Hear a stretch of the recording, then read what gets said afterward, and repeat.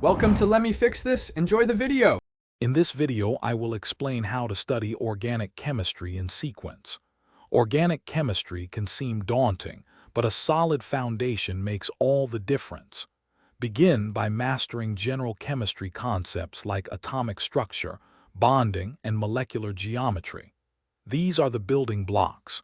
Spend at least 2 to 3 weeks reviewing these fundamentals, understanding functional groups and their characteristic reactions from the start will also give you a significant advantage, helping you recognize patterns throughout your studies. Once you have the basics down, shift your focus to understanding reaction mechanisms. This is crucial. Avoid simply memorizing hundreds of reactions. Instead, learn the why behind each transformation. Pay close attention to electron flow, using curved arrows to depict bond breaking and forming.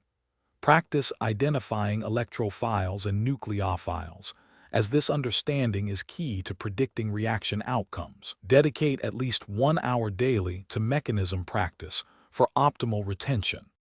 Next, delve into stereochemistry, which describes the three-dimensional arrangement of atoms. Concepts like chirality, enantiomers, and diastereomers are fundamental. Practice assigning R and S configurations and drawing various molecular representations, such as Newman projections. Simultaneously, begin to understand spectroscopy, including nuclear magnetic resonance, infrared, and mass spectrometry. These powerful tools, often introduced around the halfway point of the course, help you deduce molecular structures from experimental data. Finally, consistent practice is your most powerful study tool.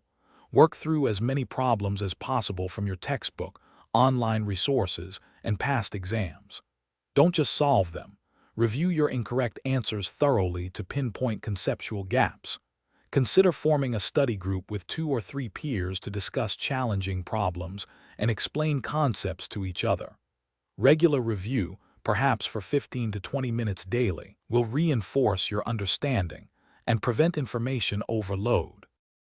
Thanks for watching. If you found this helpful, don't forget to like and subscribe.